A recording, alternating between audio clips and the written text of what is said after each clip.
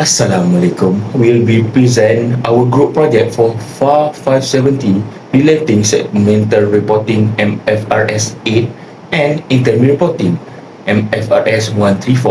The company that we choose for our project is Apollo Food Holdings Berhad. Our group member consists of 5 members, start from me, Khairuliman bin Muhammad Iwan, Muhammad Irfan TAFHIM bin IBRAHIM, Muhammad RADHI bin ROSLI, Muhammad ALIF HAQIMY bin ANIZAN, and Muhammad FAHMI bin Muhammad ARIES.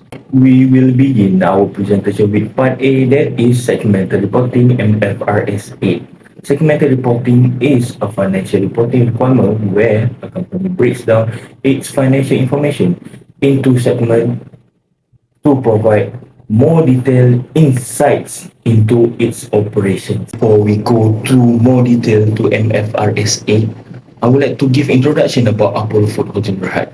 Apollo Food Holdings Berhad is a Malaysia company that specializes in manufacturing and distributing chocolate confectionery products. Established in 1965, the company has grown into a reputable player in the food industry, offering a range of chocolate-based snacks, made its flagship brand, Apollo. With a commitment to quality and innovation, Apollo Food Holdings Berhad continued to expand its market presence both domestically and internationally. We continue with the Chief of Decision Making of Apollo Food Holdings Berhad, Mr. Liang Chang Heng as Executive Director, Mr. Liang Kim Po as Executive Director cum Managing Director, Ms. Fo Sui Eng, Independent Non-Executive Director, Encik Khalid bin Hasbullah, Independent Non-Executive Director, and Mr. Johnson Kandasamy, anak laki David Nagapan, Independent Non-Executive Director. CODM responsibility is they responsible for setting the company's strategic direction in collaboration with the board of directors. This includes defining the long-term goals, identifying growth opportunities, and determining the best course of action in achieve sustainable business growth. For the second one is they oversees the financial management of the company, including budgeting, financial planning, and performance monitoring. They ensure that financial resources are allocated effectively to support strategic initiatives that maximize the shareholders' value. There are two types of segments for Apollo Foods Holding Berhad. The first one is investment holding division, and the second one is manufacturing, marketing, and distribution. Investment holdings division is a segment within a company that primarily holds in investment in other companies that rather than engaging in operation activities. Meanwhile, manufacturing, marketing, and distribution is the main segment to the company for operation activities. There are 3 accounting policies that I would choose in Apollo Food Holding Berhad. The first one is investment. An investment in subsidiary which is eliminated on consideration is stated in the separate financial statements of the company at cost.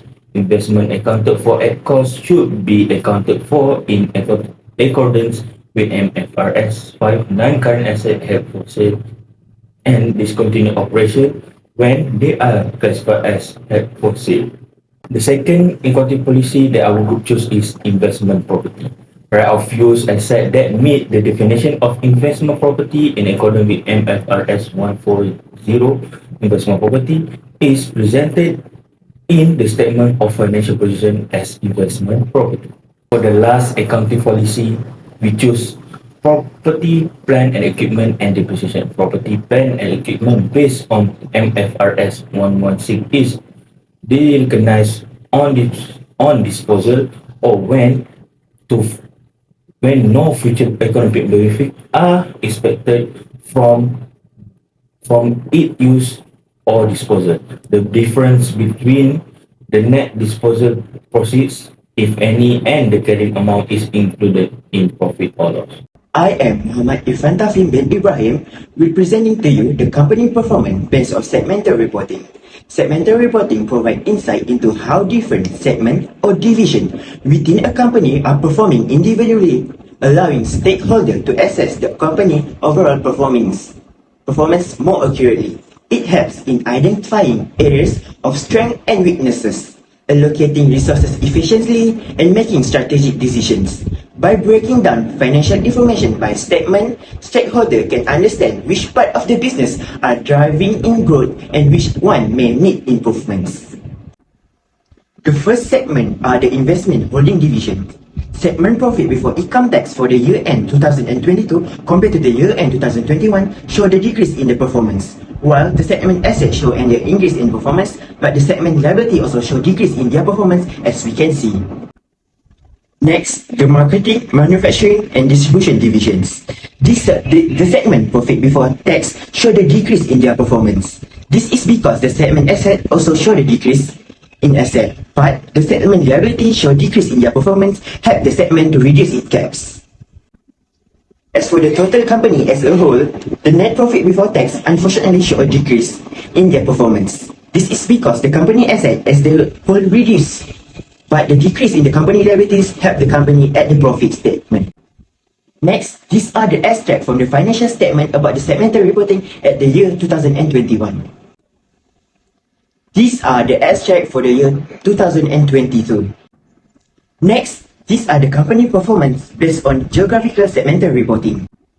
Last but not least, the last point in segmental reporting are the strategic focus. Firstly, for the trends, the first trends are health and wellness. The growing trends toward healthier food options present as an opportunity for Apollo to innovate its product offerings. By incorporating natural ingredients, reducing sugar content, and highlighting national benefits, the company can cater the health-conscious consumer and capture a larger share of the market. The next one is e-commerce. The rise of e-commerce platform has transformed consumer shopping behavior, offering convenience and accessibility. Apollo can leverage online channel to reach a wider audience and drive sales. Embracing e-commerce allows the company to expand its distribution reach beyond traditional retail outlets and tap into the growing digital market. Lastly, the sustainability. Increasing consumer awareness about environmental sustainability is driving demand for ethically sourced and eco-friendly products. Apollo can align its operation within the sustainable practice such as responsible sourcing of ingredients, reducing packaging waste, and minimizing carbon footprints. By demonstrating a commitment to a sustainability, Apollo can appeal to environmentally conscious consumer and enhance its brand reputations. The next strategic focus are the strengths. The first strengths are Apollo are the established brand. Apollo benefit from the strong brand presence and brand recognition in the Malaysian market. The company iconic brands such as Apollo and Choki Choki has earned consumer trust and loyalty over the year, contributing to its competitive advantage. The next are the manufacturing expertise. Apollo possesses the extensive expertise in the chocolate confectionery manufacturing, enabling its produce a high-quality product that meet the strict standards. The company manufacturing capabilities allows the efficient production process and consistent product quality, enhancing its competitiveness in the market. Lastly, the distribution network. Apollo boasts an extensive distribution network across Malaysia, comprising various retail channel distribution partners. These wide-reaching networks ensure widespreading ability of Apollo products reaching a diverse range of customers across the urban and rural areas. Next are the weaknesses. Depends on the domestic markets, Apollo heavily relies on the Malaysian market for sales revenues, expose the company to risk associated with the economic fluctuations, regulatory change and competitive pressure within the domestic markets. Diversification into the international market can help mitigate this risk and reduce the dependency on the single markets. Next, the limit on the product portfolio. Apollo product portfolio may be relatively narrow compared to the larger multinational competitors, limiting its limits to the ability to capture diverse consumer preference and market segments. Expanding the product range to include new flavor variants and product category can help broaden the Apollo appeal and attract new customers. Lastly, the price sensitivities. In a price-sensitive market, Apollo faces challenges in the maintaining profit margin while competing within the lower price alternative. Balancing price competitiveness within the product quality and brand value is crucial to avoid eroding profitability and compromising long-term sustainability. The last strategic focus are the opportunities. The first opportunity are the international expansions. There are significant opportunities for Apollo to expand its presence in the neighboring countries within the Southeast Asia and explore new export markets. Leveraging its brand strengths and manufacturing expertise, Apollo can capitalize on growing consumer demand for the quality confectionery products in emerging markets. Next, the diversifications. Apollo could diversify its product portfolio by introducing new product lines or acquiring complementary business. Exploring adjacent food categories such as snack or beverages allows Apollo to tap into the new revenue streams and reduce reliance on its core chocolate confectionery segments. Lastly, the digital transformations. Embracing the digital technologies for the marketing, sales and distribution present opportunities for Apollo to enhance its customer engagement, streamline operation and drive revenue growth. Investing in the e-commerce platform, digital marketing campaign, and data analytics capabilities enables Apollo to adapt to changing consumer preference and market dynamic in the digital age. So now, we are going to explain about Part B, which is MFRS 134 Interim Report. MFRS 134 likely refers to the Malaysian Financial Reporting Standard 134. MFRS 134 is a standard issued by the Malaysian Accounting Standard Board (MASB) that provides guidance on the accounting treatment for investment in associates and joint ventures. So now, we are going to the question number 1A, basis preparation of interim report. Bursa Malaysia requires all entities whose debt or equity securities are publicly traded to publish interim financial reports. It's a financial report for a period shorter than a full financial year can be complete or condensed set of financial statements, can be issued semi-annually, quarterly, or bi-monthly. MFRS 134 prescribes the minimum content including disclosures and identifies the recognition and measurement principle that should be applied in interim financial report. We move to question 1B.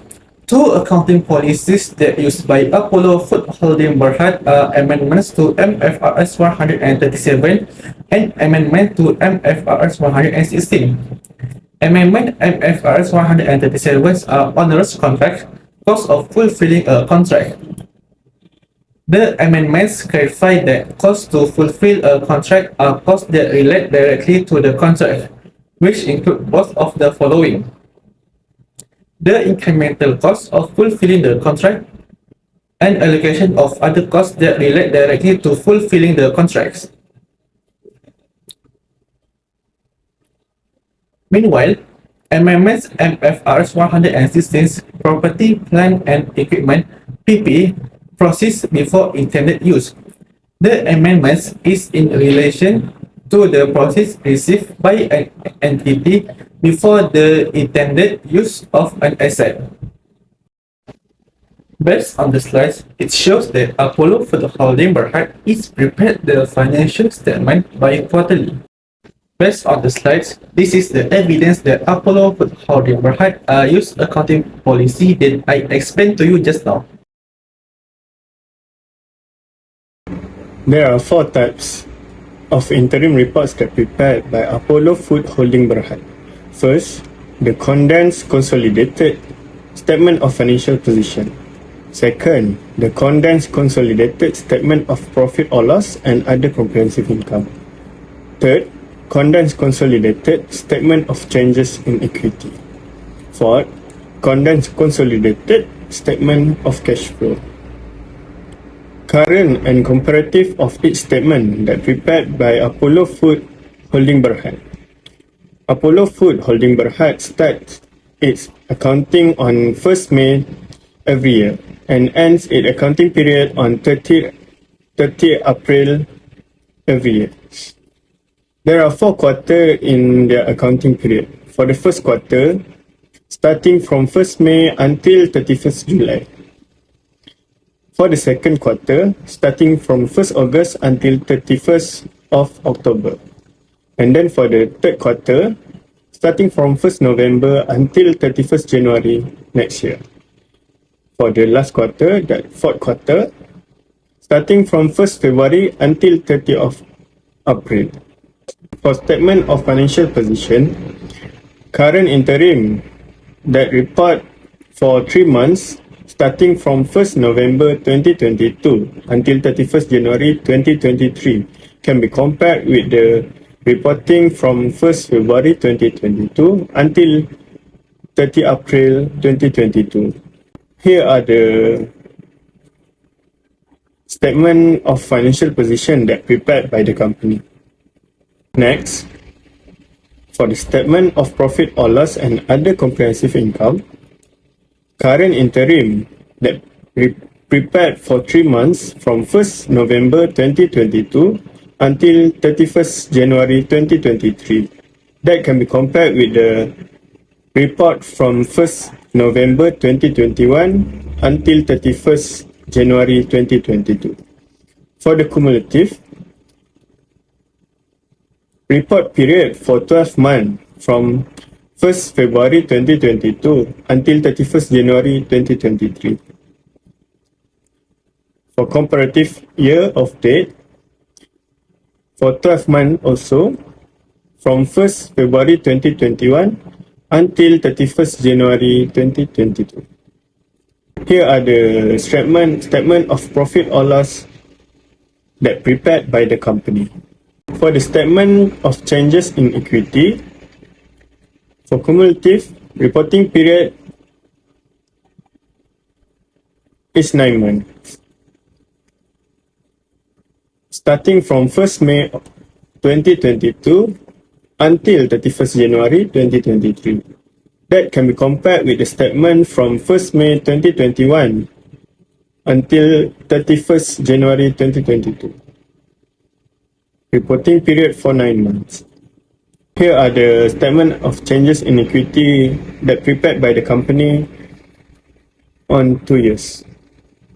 And last, for the statement of cash flow, cumulative reporting period for 9 months, report date from 1st May 2022 until 31st January 2023. That can be compared with the statement of cash flow that prepared by the company from 1st May 2021 until 31st January 2022. Here are the statements that prepared by the company. Assalamualaikum. My name is Muhammad RADHI bin ROSLI. I'm going to talk about adjustment made by the company, which is Apollo Food Holding. So, the question states that propose any 2 adjustments made by the company to be included in the interim report and prepare and extract any one of the financial statements to show the effect before and after adjustment. So, 2 adjustments that I choose from the Apollo Food Holdings are inventories and trade receivables. I'm going for the first adjustment, which is inventories. The cost of inventories as at 30 April 2022 is 20,922,000 ringgit. Meanwhile, the net realizable value of the inventories in third quarter is 27,930,000 ringgit. Second adjustment is trade receivables, which are amounted to 34,023,000 as at 31st October 2022, which is second quarter. As at 1st November 2022, the company estimates that the amount would only be 5% uncollectible by third quarter. For the calculation of inventories, we just take the lower value between cost of 20,922,000 ringgit and net realizable value of 27,930,000 ringgit. So we take whichever is lower and get 20,922,000. For trade receivable calculation, we just take trade receivables amount of second quarter and times the collection rate, which is 95%, and we get the net amount to be reported, which is 32,321,850 ringgit. I have prepared the extract of statement of financial position. I also have prepared the extract of statement of profit or loss, which have shown the 2 adjustments.